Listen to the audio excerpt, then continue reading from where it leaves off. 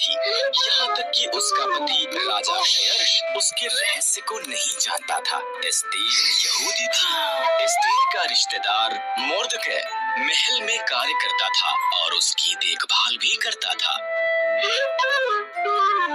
राजा क्षयर्ष के सलाहकार हामान ने एक बड़े इनाम को प्राप्त किया। वो बहुत घमंडी था। मोर्दकै के सिवा हर कोई उसके आगे सिर झुकाते थे। हामान अपमानित हुआ।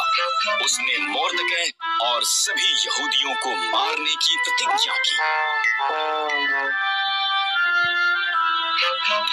हामान ने क्षयर्ष को बताया कि यहूदी खतरनाक थे और उन्हें मारना चाहिए। क्षयर्ष सहमत हो गया और उन्हें मारने की एक योजना बनाई। मोर्दकै डर गया था और रानी एस्तेर को ये संदेश भेजा।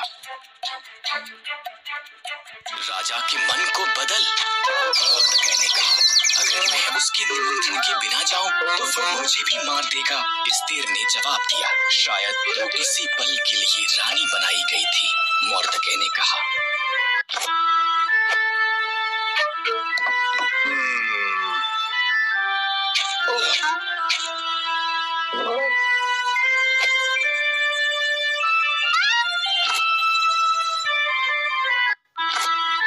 एस्तेर साहस के साथ ये प्रयास करने के लिए सहमत हुई। वो सिंहासन के कमरे में गई। राजा क्षयर्ष उसकी सुंदरता से चकित हुआ और उसे अंदर निमंत्रण दिया। क्या हम हामान के साथ रात का खाना खा सकते हैं? उसने पूछा।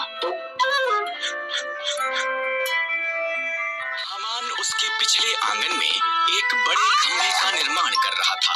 उसने इस पर मोर्दकै को मारने की योजना बनाई थी। राजा का निमंत्रण आया, इसलिए हामान रात के खाने के लिए महल में गया।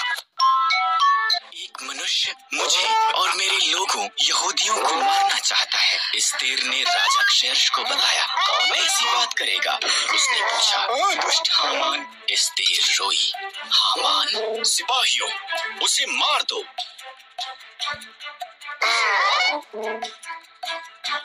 इस तरह हामान उसी खंभे पर टांग दिया गया जो उसने मोर्दकै के लिए निर्माण किया था। एस्तेर के कारण यहूदी बचाए गए थे। उन्होंने एक बड़ा त्योहार मनाया जिसका वो आज तक भी जश्न मनाते हैं।